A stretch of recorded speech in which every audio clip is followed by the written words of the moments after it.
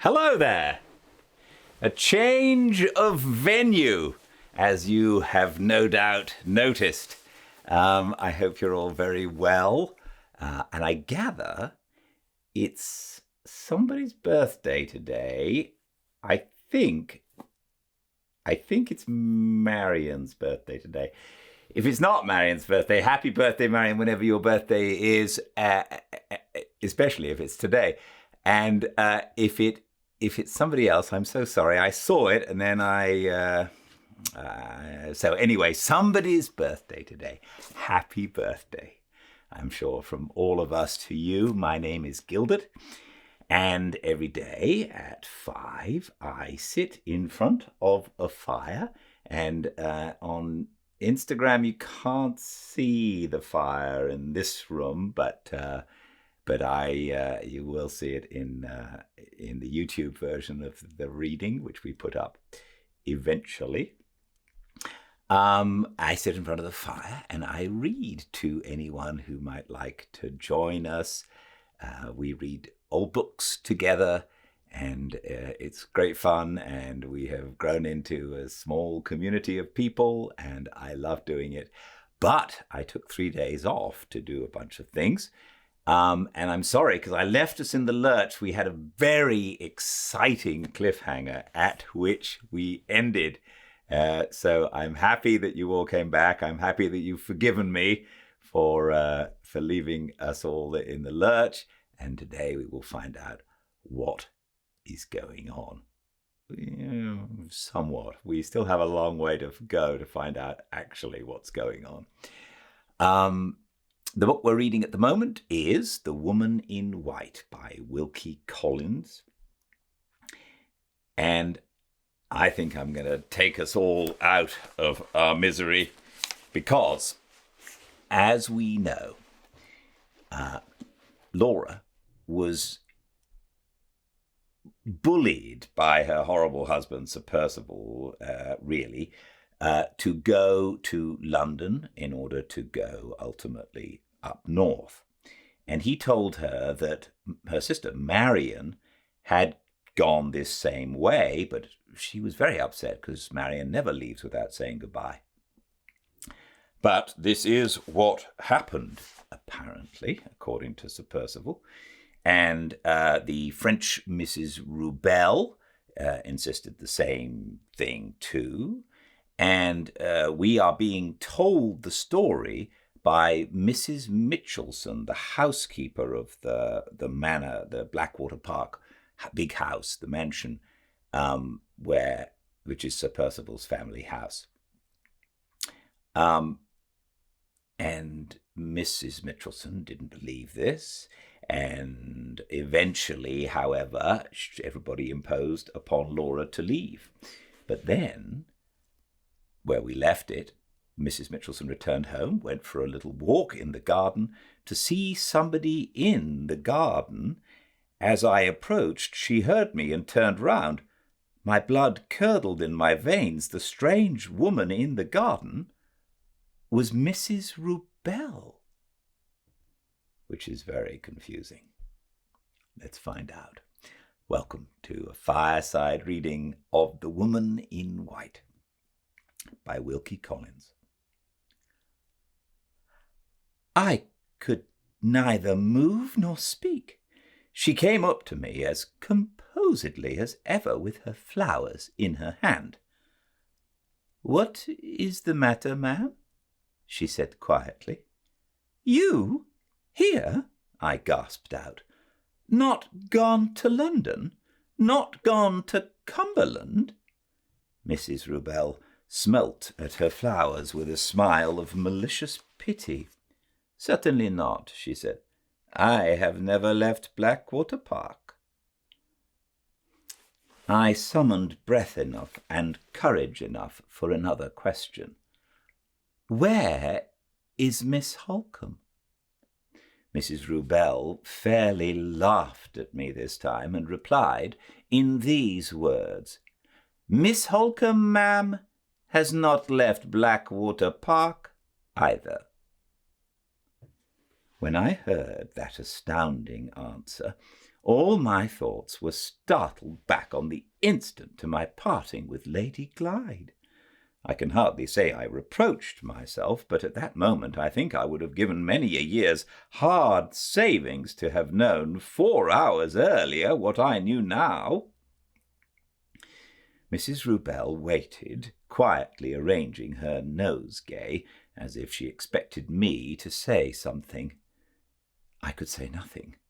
I thought of Lady Glyde's worn-out energies and weakly health, and I trembled for the time when the shock of the discovery that I had made would fall on her. For a minute or more my fears for the poor ladies silenced me. At the end of that time Mrs. Rubel looked up sideways from her flowers and said, "Here is Sir Percival, ma'am, returned from his ride." I saw him as soon as she did. He came towards us, slashing viciously at the flowers with his riding whip. When he was near enough to see my face, he stopped, struck at his boot with the whip, and burst out laughing, so harshly and so violently that the birds flew away, startled, from the trees by which he stood. "Well, Mrs. Mitchelson," he said, "you have found it out at last, have you?" I made no reply. He turned to Mrs. Rubel. "When did you show yourself in the garden?" "I showed myself about half an hour ago, sir. You said I might take my liberty again as soon as Lady Glyde had gone away to London." "Quite right. I don't blame you. I only asked the question." He waited a moment and then addressed himself once more to me. "You can't believe it, can you?" he said mockingly. "Here, come along and see for yourself." He led the way round to the front of the house. I followed him, and Mrs. Rubel followed me. After passing through the iron gates, he stopped and pointed with his whip to the disused middle wing of the building. "There," he said, "look up at the first floor. You know the old Elizabethan bedrooms. Miss Hawcombe is snug and safe in one of the best of them at this moment. Take her in, Mrs. Rubel. You have got your key. Take Mrs. Mitchelson in, and let her own eyes satisfy her that there is no deception this time." The tone in which he spoke to me, and the minute or two that had passed since we left the garden, helped me to recover my spirits a little. What I might have done at this critical moment, if all my life had been passed in service, I cannot say. As it was, possessing the feelings, the principles, and the bringing up of a lady, I could not hesitate about the right course to pursue. My duty to myself and my duty to Lady Glyde alike forbade me to remain in the employment of a man who had shamefully deceived us both by a series of atrocious falsehoods. "I must beg permission, Sir Percival, to speak a few words to you in private," I said. "Having done so, I shall be ready to proceed with this person to Miss Halcombe's room." Mrs. Rubel, whom I had indicated by a slight turn of my head, insolently sniffed at her nosegay and walked away with great deliberation towards the house door. "Well," said Sir Percival sharply, "what is it now?" "I wish to mention, sir, that I am desirous of resigning the situation I now hold at Blackwater Park." That was literally how I put it. I was resolved that the first words spoken in his presence should be words which expressed my intention to leave his service. He eyed me with one of his blackest looks and thrust his hands savagely into the pockets of his riding coat. "Why?" he said. "Why, I should like to know." "It is not for me, Sir Percival, to express an opinion on what has taken place in this house. I desire to give no offence. I merely wish to say that I do not feel it consistent with my duty to Lady Glyde and to myself to remain any longer in your service. Is it consistent with your duty to me to stand there casting suspicion on me to my face?" he broke out in his most violent manner. "I see what you're driving at. You've taken your own mean, underhand view of an innocent deception practiced on Lady Glyde for her own good. It was essential to her health that she should have a change of air immediately, and you know as well as I do she would never have gone away if she'd been told Miss Holcomb was still left here. She has been deceived in her own interests, and I don't care who knows it. Go, if you like. There are plenty of housekeepers as good as you to be had for the asking. Go when you please, but take care how you spread scandals about me and my affairs when you're out of my service. Tell the truth and nothing but the truth, or it will be the worse for you. See Miss Holcomb for yourself. See if she hasn't been as well taken care of in one part of the house as in the other. Remember the doctor's own orders that Lady Glyde was to have a change of air at the earliest possible opportunity. Bear all that well in mind, and then say anything against me and my proceedings if you dare." He poured out these words fiercely, all in a breath, walking backwards and forwards and striking about him in the air with his whip.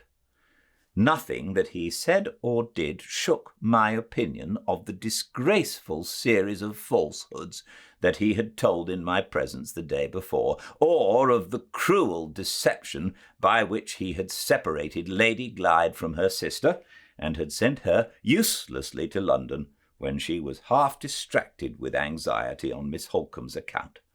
I naturally kept these thoughts to myself, and said nothing more to irritate him, but I was not the less resolved to persist in my purpose. A soft answer turneth away wrath, and I suppressed my own feelings accordingly when it was my turn to reply. "While I am in your service, Sir Percival," I said, "I hope I know my duty well enough not to inquire into your motives. When I am out of your service, I hope I know my own place well enough not to speak of matters which don't concern me." "When do you want to go?" he asked, interrupting me without ceremony. "Don't suppose I'm anxious to keep you. Don't suppose I care about your leaving the house. I'm perfectly fair and open in this matter from first to last. When do you want to go?" "I should wish to leave at your earliest convenience, Sir Percival." "My convenience has nothing to do with it. I shall be out of the house for good and all tomorrow morning, and I can settle your accounts tonight. If you want to study anybody's convenience, it had better be Miss Holcomb. Mrs. Rubell's time is up today, and she has reasons for wishing to be in London tonight. If you go at once, Miss Holcomb won't have a soul left here to look after her."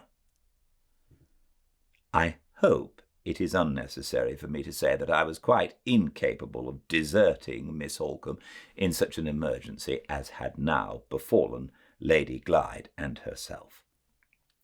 After first distinctly ascertaining from Sir Percival that Mrs. Rubell was certain to leave at once if I took her place, and after also obtaining permission to arrange for Mr. Dawson's resuming his attendance on his patient, I willingly consented to remain at Blackwater Park until Miss Holcomb no longer required my services.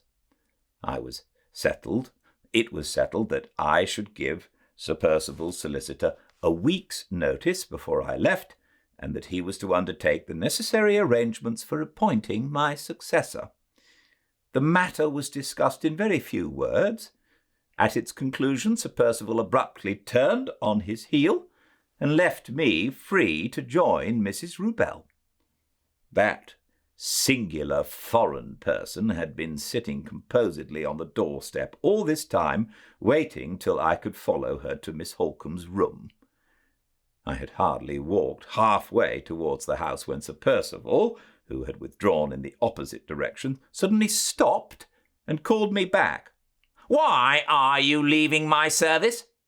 he asked. The question was so extraordinary after what had just passed between us that I hardly knew what to say in answer to it. "Mind, I don't know why you are going," he went on. "You must give a reason for leaving me, I suppose, when you get another situation. What reason? The breaking up of the family, is that it?" "There can be no positive objection, Sir Percival, to that reason." "Very well, that's all I want to know. If people apply for your character, that's your reason, stated by yourself. You go in consequence of the breaking up of the family." He turned away again before I could say another word and walked out rapidly into the grounds. His manner was as strange as his language. I acknowledge he alarmed me. Even the patience of Mrs. Rubel was getting exhausted when I joined her at the house door.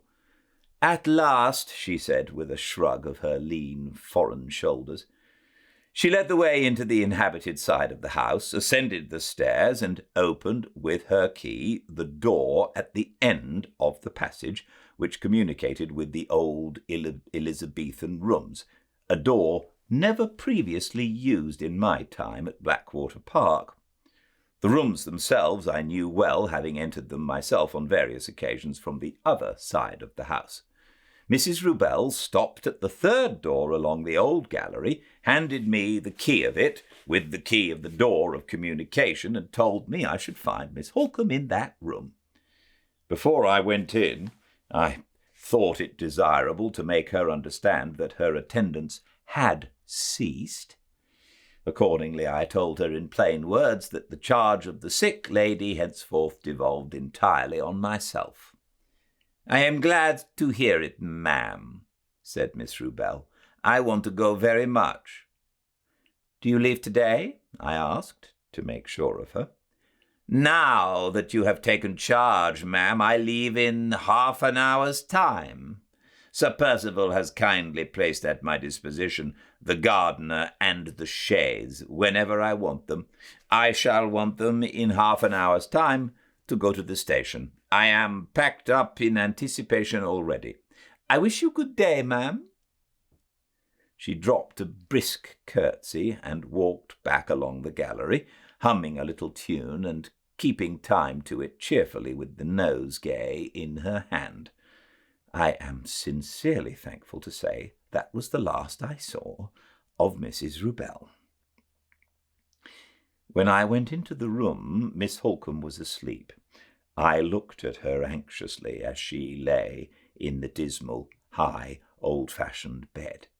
She was certainly not in any respect altered for the worse since I had seen her last.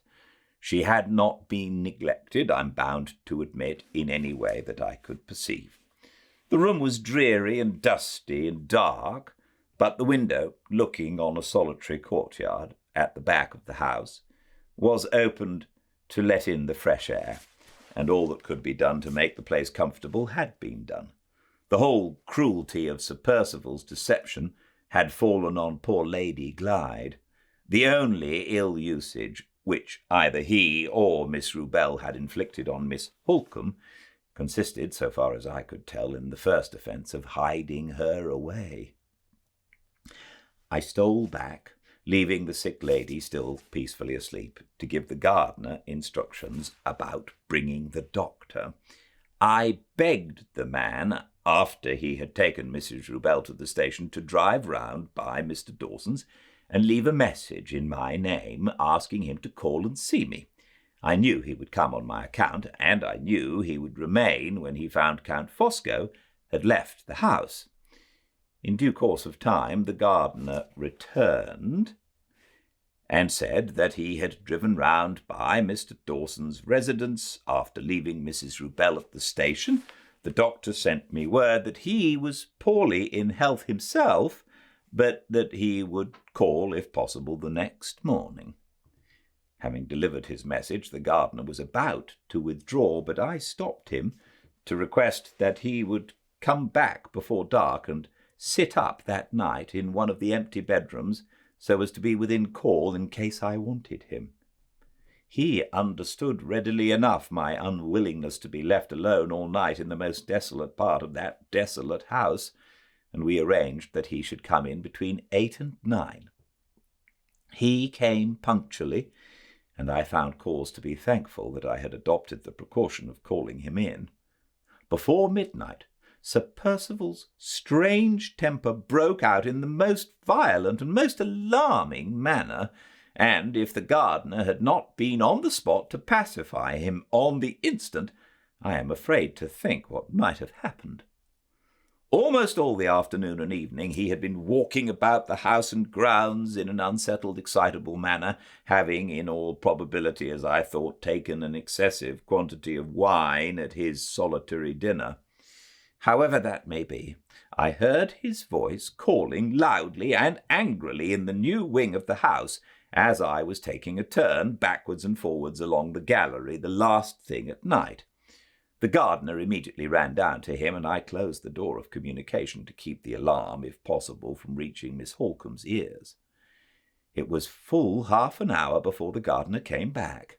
He declared that his master was quite out of his senses, not through the excitement of drink, as I had supposed, but through a kind of panic or frenzy of mind, for which it was impossible to account.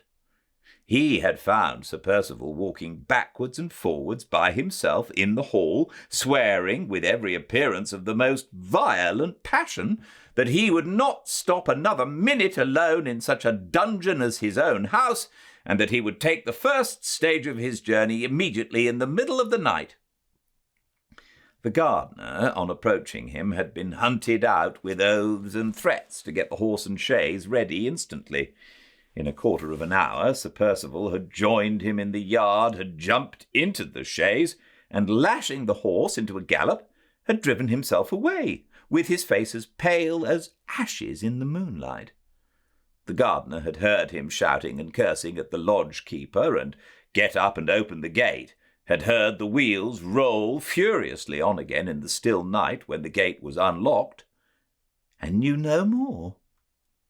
The next day, or a day or two after, I forget which, the chaise was brought back from Knowlesbury, our nearest town, by the ostler at the old inn. Sir Percival had stopped there, and had afterwards left by the train. For what destination, the man could not tell. I never received any further information, either from himself or from anyone else, of Sir Percival's proceedings, and I am not even aware at this moment whether he is in England or out of it. He and I have not met since he drove away like an escaped criminal from his own house, and it is my fervent hope and prayer that we may never meet again. My own part of this sad family story is now drawing to an end. I have been informed that the particulars of Miss Holcomb's waking, and of what passed between us when she found me sitting by her bedside, are not material to the purpose which is to be answered by the present narrative. It will be sufficient for me to say in this place that she was not herself conscious of the means adopted to remove her from the inhabited to the uninhabited part of the house. She was in a deep sleep at the time, whether naturally or artificially produced she could not say. In my absence at Torquay, and in the absence of all the resident servants except Margaret Porcher, who was perpetually eating, drinking, or sleeping when she was not at work, the secret transfer of Miss Holcomb from one part of the house to the other was no doubt easily performed. Mrs. Rubel, as I discovered for myself in looking about the room, had provisions, and all other necessaries, together with the means of heating water, broth, and so on, without kindling a fire, placed at her disposal during the few days of her imprisonment with the sick lady. She had declined to answer the questions which Miss Holcomb naturally put, but had not in other respects treated her with unkindness or neglect. The disgrace of lending herself to a vile deception is the only disgrace with which I can conscientiously charge Mrs. Rubel.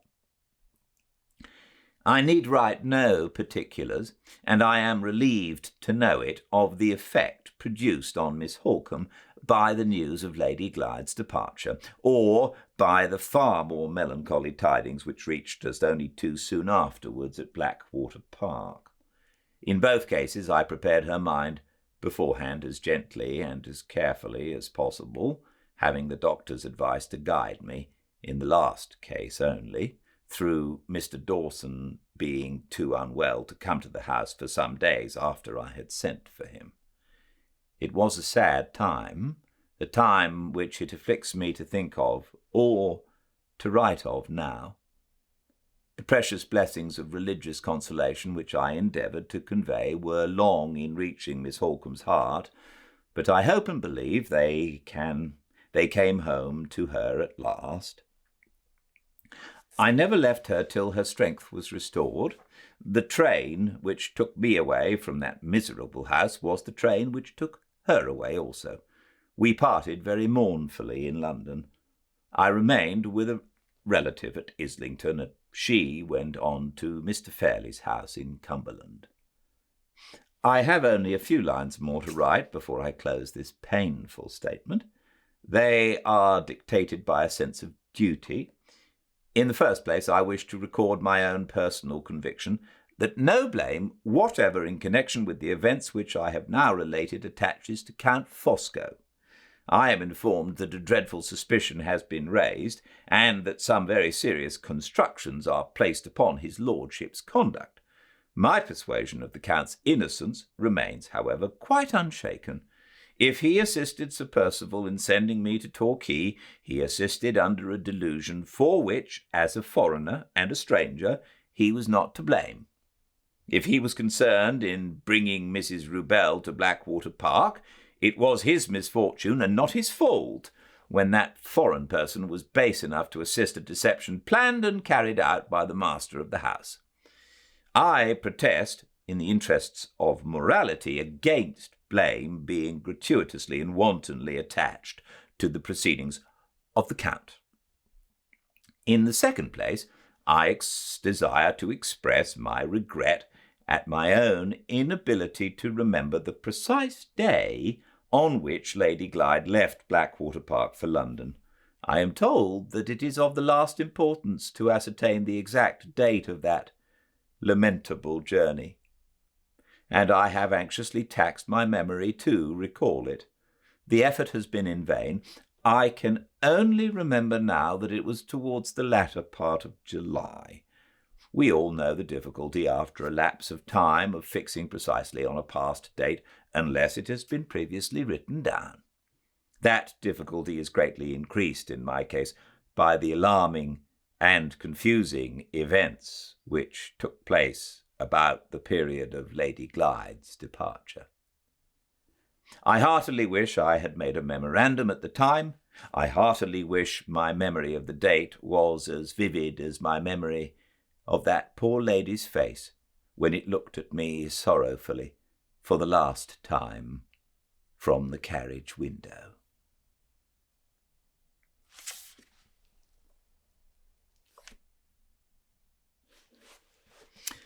Oh dear, it seems like bad stuff is just about to happen.